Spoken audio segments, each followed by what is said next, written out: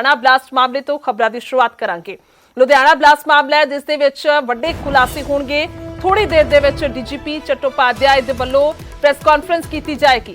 S Chattopadhyay DGP press conference करेंगे और बड़े खुलासे किए जाएंगे। लुधियाना ब्लास्ट के शक्की के घर देर रात तक रेड चलती रही है। जो जानकारी आई है खन्ना दे विच NIA ते पंजाब पुलिस ने छापेमारी की है। गगनदीप के भरा नूं दस दईए कि हिरासत दे विच लिया गया। जो सूत्र दस रहे ने जो जानकारी निकल के आ रही है घर तो लैपटॉप मोबाइल अते नकदी बरामद की गई है। क्योंकि दस दईए कि गगनदीप सिंह गग्गी जिसदे कि शक जताया जा रहा है और फिलहाल शक के घेरे विच होई होया मुलजम जिसकी मौत हुई है। क्योंकि उसके बाद खंडे का टैटू बनया हुआ सी और उस तो बाद पछाण सामने आउंदी है कि किते ना किते कोई हो सकता खिडारी होवे पहलवान होवे जिस तरह दे नाल बॉडी नजर आ रही सी। और उस तो बाद हुण ये बड़े खुलासे जिहड़े ने वो निकल के सामने आउणगे। पूरी डिटेल जिहड़ी है वो देणगे कि आखिरकार किस तरह दे नाल और क्यों शक दे घेरे विच गगनदीप सिंह गग्गी नूं लिया गया है। सीधा चलदे मनोज राठी ने साडे नाल गलबात दे लई। मनोज प्रेस कॉन्फ्रेंस की जानी है डीजीपी दे वल्लों कि कुछ अहम खुलासे होणगे। देखो गुरजोत 12 बजे प्रेस कॉन्फ्रेंस होने वाली है डीजीपी पंजाब वालों ते असी उत्थे खड़े हैं। थोड़ी देर तक डीजीपी पंजाब इस पूरे मामले च कई वड्डे खुलासे करनगे। सब तो वड्डी गल है कि जिहड़ा गगनदीप है लाइस गग्गी वो पंजाब पुलिस सीगा। 2019 चंडीगढ़ तो दो मुंडे फड़े गए सी अमन ते विकास STF वालों फड़े गए सी ते उन्हां दी निशानदेही ते गगनदीप का नाम आया सीगा कि असी उस तो हेरोइन लैके आगे सप्लाई करते हैं। गगनदीप नूं अरेस्ट किया सी ते 2 साल वो जेल च रहा। उस तो बाद सितंबर ਨੂੰ ਉਹ ਬਾਹਰ ਆ ਕੇ ਉਹਦੀ ਜਿਹੜੀ ਪੇਸ਼ੀ ਹੈ ਇਹ ਵੀ ਦੱਸਿਆ ਜਾ ਰਿਹਾ ਕਿ ਹੁਣ ਤੱਕ ਜਿਹੜੀ ਇਨਫੋਰਮੇਸ਼ਨ ਮਿਲ ਰਹੀ ਹੈ ਕਿ ਪਰਸੋਂ ਇਹ ਬਲਾਸਟ ਹੋਇਆ ਤੇ ਕੱਲ ਦੀ ਡੇਟ 'ਚ ਉਹਦੀ ਪੇਸ਼ੀ ਸੀਗੀ ਤੇ ਇੱਕ ਆਪਸੀ ਰੰਜਿਸ਼ ਦੇ ਚੱਲਦੇ ਇਹ ਸਾਰੀ ਚੀਜ਼ਾਂ ਹੋਈ। ਹਾਲਾਂਕਿ ਹੁਣ ਜਿਹੜੇ ਡੀਜੀਪੀ ਨੇ ਪੰਜਾਬ ਦੇ ਉਹ ਇਹਦੇ 'ਚ ਸਾਰਾ ਖੁਲਾਸਾ ਕਰਾਂਗੇ। ਜਿਹੜੀ ਡਾਇਰੀ ਬਰਾਮਦ ਹੋਈ ਹੈ ਜਿਹੜੇ 2 ਸਿਮ ਬਰਾਮਦ ਹੋਏ ਹੈ ਉਹਦੇ ਵਿੱਚ ਹੁਣ ਜਿਹੜੀ ਫੋਰੈਂਸਿਕ ਟੀਮ ਨੇ ਜਿਹੜੀ ਏਜੰਸੀ ਨੇ ਉਹ ਸਾਰੀ ਕੰਮ ਕਰੇ। ਲੇਕਿਨ ਇਹਦੇ ਵਿੱਚ ਇਹ ਸਭ ਤੋਂ ਵੱਡਾ ਸਵਾਲ ਹੈ ਕਿ ਐਕਸਕਲੂਸਿਵ ਜਿਹੜਾ ਹੈ ਉਹ ਕਿੱਥੋਂ ਆਇਆ। ਇਹ ਬਹੁਤ ਵੱਡਾ ਸਵਾਲ ਹੈ। ਇਹਦੇ ਵਿੱਚ ਹੁਣ ਜਿਹੜੇ ਡੀਜੀਪੀ ਨੇ ਪੰਜਾਬ ਦੇ ਉਹ ਵੱਡਾ ਖੁਲਾਸਾ ਕਰਨਗੇ ਜਿਹੜਾ ਗੱਗੀ ਸੀਗਾ ਕਿਉਂਕਿ ਉਹਦੇ ਬ੍ਰਦਰ ਜਿਹੜਾ ਹੈ ਰਿੰਕੂ ਉਹਨੂੰ ਵੀ ਡਿਟੇਨ ਕੀਤਾ। ਉਸ ਕੋਲ ਲਗਾਤਾਰ ਪੁੱਛਗਿੱਛ ਕੀਤੀ ਜਾ ਰਹੀ ਹੈ। ਉਹਦੇ ਜਿਹੜੇ ਫੈਮਿਲੀ ਹੈ ਉਹਨਾਂ ਲਗਾਤਾਰ ਉਹਨਾਂ ਨਾਲ ਪੁੱਛਗਿੱਛ ਕੀਤੀ ਜਾ ਰਹੀ ਹੈ। ਲੇਕਿਨ ਹਜੇ ਤੱਕ ਇਸ ਤਰ੍ਹਾਂ ਦੀ ਗੱਲ ਸਾਹਮਣੇ ਆਈ ਹੈ ਕਿ ਗੱਗੀ ਕਿਹਦੇ ਲਿੰਕ ਸੀਗਾ ਕਿਹੜੇ ਨਾਲ ਉਹਦੇ ਸੰਪਰਕ ਸੀਗੇ। ਜਿਹੜੀ STF ਹੈ ਜਿਹੜੀ ਏਜੰਸੀ ਹੈ ਉਹ ਲਗਾਤਾਰ ਪੁੱਛਗਿੱਛ ਕੀਤੀ ਜਾ ਰਹੀ ਹੈ। 3 ਫਰਵਰੀ 2022 ਨੂੰ ਵੀ ਉਹਦੀ ਜਿਹੜੀ ਡੇਟ ਹੀਅਰਿੰਗ ਜਿਹੜੀ ਚੱਲ ਰਹੀ ਸੀ ਉਹਦੀ ਕਿਉਂਕਿ ਸਪਟੈਂਬਰ ਤੋਂ ਬਾਅਦ ਜਿਹੜੀ ਲੁਧਿਆਣਾ ਕੋਰਟ 'ਚ ਉਹਦੀ ਹੀਅਰਿੰਗ ਚੱਲ ਰਹੀ ਸੀ ਤੇ ਉਹਦੇ ਵਿੱਚ ਉਹ ਲਗਾਤਾਰ ਹੀਅਰਿੰਗ ਨੂੰ ਕਰਨ ਵਾਸਤੇ ਇੱਥੇ ਪਹੁੰਚਦਾ ਸੀਗਾ। ਉਹ 3rd ਫਲੋਰ ਤੇ ਹੀ 2nd ਫਲੋਰ ਤੇ ਹੀ ਉਹਦੀ ਜਿਹੜੀ ਹੀਅਰਿੰਗ ਹੈ ਉਹ ਚੱਲਦੀ ਸੀ ਤੇ 10 ਗਜ਼ ਦੀ ਦੂਰੀ ਅਸੀਂ ਕਹਿ ਸਕਦੇ ਜਿੱਥੇ ਕੋਰਟ ਲੱਗਦੀ ਹੈ ਜੱਜ ਉੱਥੇ ਬੈਠਦੇ ਨੇ ਸਟੈਨੋ ਜਿਹੜੀ ਸਟਾਫ ਹੈ ਉੱਥੇ ਸਾਰਾ ਬੈਠਦੇ। ਉਹਦੇ ਬਾਥਰੂਮ 'ਚ ਜਿੱਥੇ ਇਹ ਸਾਰਾ ਇਨਸੀਡੈਂਟ ਹੋਇਆ ਉਹਦੇ ਬਿਲਕੁਲ ਸਾਹਮਣੇ ਫੋਟੋ ਸਟੇਟ ਦੀ ਜਿਹੜੀ ਹੈਗੀ ਸ਼ਾਪ ਲਾਈ ਹੋਈ ਹੈ। ਉਹਨੇ ਵੀ ਦੱਸਿਆ ਕਿ ਇਹ ਕਿੰਨੀ ਕੁ ਦੇਰ ਇਹਨੇ ਲਾਈ ਹੈ ਅੰਦਰ ਜਾ ਕੇ ਕਿਸ ਤਰ੍ਹਾਂ ਦੀ ਚੀਜ਼ਾਂ ਕਰ ਰਿਹਾ ਸੀ। ਐਕਸਪਲੋਸਿਵ ਦੇ ਨਾਲ ਸੀਗਾ ਡਾਇਰੀ ਤੇ ਬੈਗ ਦੇ ਕੋਲ ਸੀਗਾ। ਇਹ ਸਾਰੀ ਚੀਜ਼ਾਂ ਹੁਣ ਇਨਵੈਸਟੀਗੇਟ ਕਰ ਰਹੀ ਹੈ ਤੇ ਡੀਜੀਪੀ ਪੰਜਾਬ ਵੱਲੋਂ ਹੁਣ ਵੱਡੇ ਖੁਲਾਸੇ ਜਿਹੜੇ ਆ ਹੋਣ ਵਾਲੇ। ਥੋੜੀ ਦੇਰ ਤੱਕ ਅਸੀਂ ਕਹਿ ਸਕਦੇ ਹਾਂ ਅਸੀਂ ਉੱਥੇ ਹੀ ਮੌਜੂਦ ਹਾਂ ਡੀਜੀਪੀ ਪੁਲਿਸ ਹੈੱਡਕੁਆਟਰ ਉੱਥੇ ਮੌਜੂਦ ਹੈ ਤੇ ਹੁਣ ਇਹ ਸਾਰੀ ਜਾਣਕਾਰੀ ਜਿਹੜੀ ਹੈ ਉਹ ਪੁਲਿਸ ਵੱਲੋਂ ਦਿੱਤੀ ਜਾਏਗੀ। ਗੁਰਜੋਤ जी ठीक है अपडेट जी है जरूर लवांगे और किस तरह के नाल ये खुलासे होंगे। बहुत बहुत शुक्रिया फिलहाल मनोज और वापस आवांगे जो प्रेस कॉन्फ्रेंस शुरू होएगी जो डीजीपी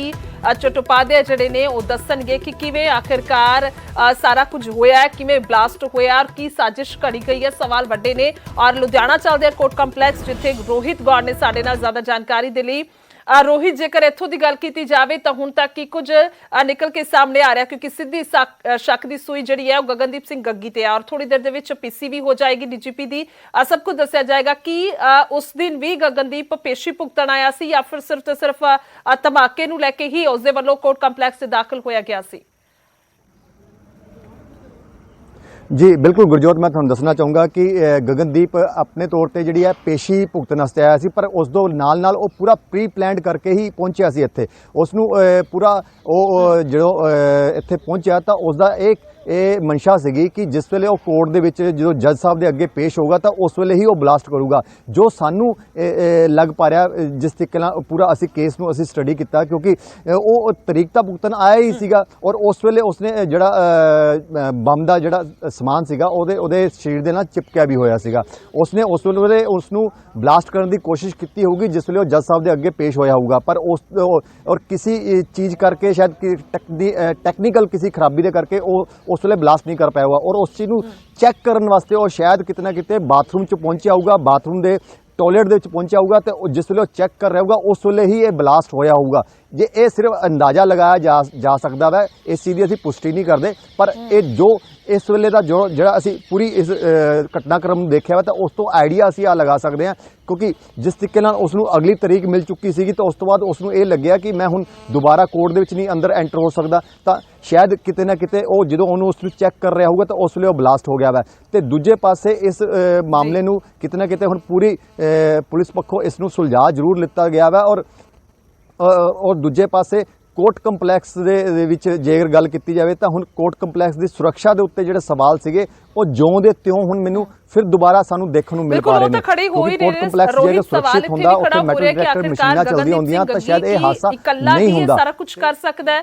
ਸਵਾਲ ਇੱਥੇ ਨੇ ਕਿ ਆਖਿਰਕਾਰ ਡੀਜੀਪੀ ਹਾਲਾਂਕਿ ਥੋੜੀ ਦੇਰ 'ਚ ਸਭ ਕੁਝ ਸਾਫ਼ ਕਰ ਦੇਣਗੇ, ਪਰ ਜੇਕਰ ਅਸੀਂ ਇੱਥੇ ਥੋੜੀ ਜਿਹੀ ਚਰਚਾ ਕਰੀਏ ਇਸ ਮਾਮਲੇ ਨੂੰ ਲੈ ਕੇ ਕਿ ਕੌਣ-ਕੌਣ ਉਸ ਦੇ ਨਾਲ ਸੀ ਔਰ ਕਿਸ ਦੇ ਵੱਲੋਂ ਇਹ ਸਮਾਨ ਜਿਹੜਾ ਉਸ ਨੂੰ ਦਿਆ ਗਿਆ ਸੀ, ਇਹ ਸਵਾਲ ਵੱਡੇ ਨੇ।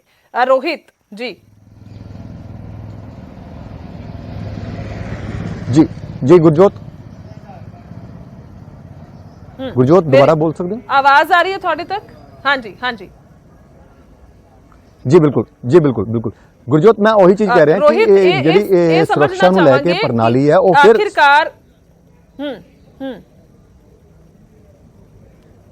ਜੀ ਸੁਰੱਖਿਆ ਪ੍ਰਣਾਲੀ ਫਿਰ ਸਵਾਲਾਂ ਦੇ ਘੇਰੇ ਦੇ ਵਿੱਚ ਹੈਗੀ ਹੈ, ਕਿਉਂਕਿ ਕੱਲ ਦਾ ਦਿਨ ਜਦੋਂ ਇਸ ਕੋਰਟ ਕੰਪਲੈਕਸ ਦੇ ਵਿੱਚ ਜਿਹੜੀ ਮਿਨੀ ਸੈਕਟਰੀਏਟ ਜਿਹਨੂੰ ਕਹਿੰਦੇ ਆ, ਜਿਸ ਦੇ ਵਿੱਚ ਡੀਸੀ ਜਿਹੜੇ ਡਿਪਟੀ ਕਮਿਸ਼ਨਰ ਹੈਗੇ ਉਹਨਾਂ ਦਾ ਕੰਪਲੈਕਸ ਹੈਗਾ ਵਾ, ਪੁਲਿਸ ਕਮਿਸ਼ਨਰ ਦਾ ਦਫ਼ਤਰ ਹੈਗਾ ਵਾ, ਬਚਤ ਭਵਨ ਹੈਗਾ ਜਿੱਥੇ ਅਮੂਮਨ ਜਿਹੜੇ ਲੀਡਰਸ ਆਉਂਦੇ ਨੇ ਆਪਣੀਆਂ ਮੀਟਿੰਗਾਂ ਕਰਦੇ ਨੇ, ਤੇ ਉਸ ਦੇ ਨਾਲ ਕੋਰਟ ਕੰਪਲੈਕਸ ਹੈਗਾ ਵਾ ਔਰ ਵਕੀਲਾਂ ਦੇ ਚੈਂਬਰ ਹੈਗੇ ਨੇ।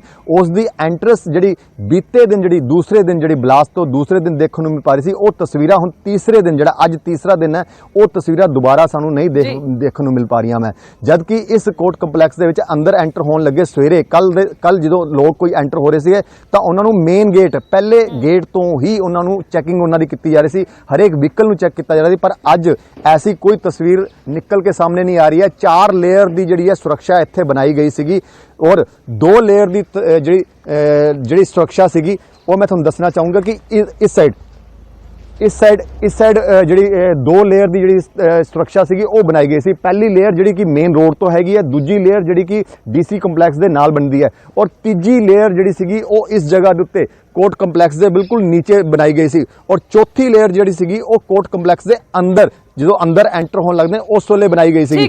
ਪਰ ਇਹ ਸੁਰੱਖਿਆ ਹੁਣ ਕਿਤੇ ਨਾ ਕਿਤੇ ਫਿਰ ਦੁਬਾਰਾ ਸਾਨੂੰ ਕੁਤਾਈ ਨਜ਼ਰ ਆ ਰਹੀ ਹੈ, ਕਿਉਂਕਿ ਇਸ ਵੇਲੇ ਕੋਈ ਵੀ ਲੇਅਰ ਸਾਨੂੰ ਨਜ਼ਰ ਨਹੀਂ ਆ ਰਹੀ ਹੈ। ਸਿਰਫ ਔਰ ਸਿਰਫ ਇੱਕ ਲਾਸਟ ਲੇਅਰ ਜਿਹੜੀ ਹੈਗੀ, ਚੌਥੀ ਲੇਅਰ ਜਿਹੜੀ ਕਿ ਕੋਰਟ ਕੰਪਲੈਕਸ ਦੇ ਅੰਦਰ ਐਂਟਰ ਹੋਣ ਵਾਸਤੇ। ਸ਼ੁਕਰੀਆ ਫਿਲਹਾਲ ਬਹੁਤ ਅਪਡੇਟ ਦੇ ਲਈ, ਧੰਨਵਾਦ ਹੈ। ਪਰ ਸਵਾਲ ਇੱਥੇ ਵੱਡੇ ਖੜੇ ਹੋ ਰਹੇ ਨੇ ਕਿ ਗਗਨਦੀਪ ਸਿੰਘ ਗੱਗੀ ਆਖਿਰਕਾਰ ਸਿਰਫ ਤੇ ਸਿਰਫ ਉਸ ਦੇ ਵੱਲੋਂ ਕੱਲੇ ਵੱਲੋਂ ਇਹ ਸਾਰਾ ਕੁਝ ਪਲਾਨ ਕੀਤਾ ਗਿਆ, ਅੱਜ ਜਿਵੇਂ ਇੱਥੇ ਸ਼ੱਕ ਜ਼ਾਹਿਰ ਕੀਤਾ ਜਾ ਰਿਹਾ ਹੈ।